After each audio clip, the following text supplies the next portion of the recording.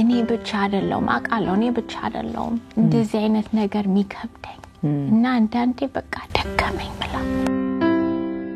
ዴቪድ ከመሞቱ በፊት ቀብር የሚባል ነገር ሄጃ አላቅም ብለሽ ነበርና I can only imagine ምን ያህል ያ ሁሉ process ከባድ እንደሚሆንብሽ ዶክተሮቹ ከአንድ ሳምንት በኋላ ሞከሩ እኔን ለመንገር እኔ ግን አልሰማም ብዬ ነበር አይ አሁንማ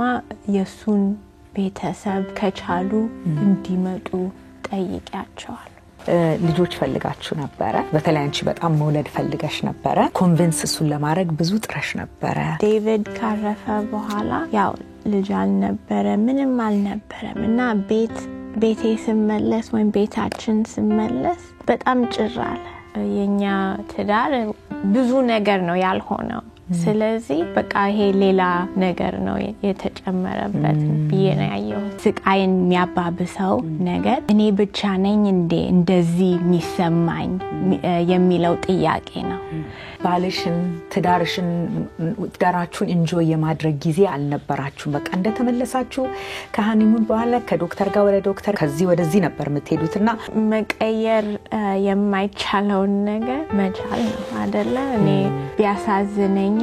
just say there's nothing I could do እግዚአብሔር ያልፈቀደው ነገር ነው አንድ ነርስ ነበረች ሁልጊዜ ታየኛለች እዛ አጠገቡ ነበርኩኝና ብቻዬን ነበርኩኝ ይቅር ይልሻል ካንቺ ጎን ዝም ብዬ መቀመጥ እና ስለሱ ንገሪኝ ስትጠይቀኝ ደስ አለኝ በቃ አይዞሽ አይደለም ያለችሽ እና ያ እንድታስታውሹ ጥሩ ነገር እንድታስታውሽ ዴቪድ is just not አልጋ ላይ አሁን እንደዚህ በቃ ሰውነቱን አጥቶ የተቀመጠው ሰው ሳይሆን ዴቪድ ለኔ ምንድነው የሚለው ነገር that's a beautiful thing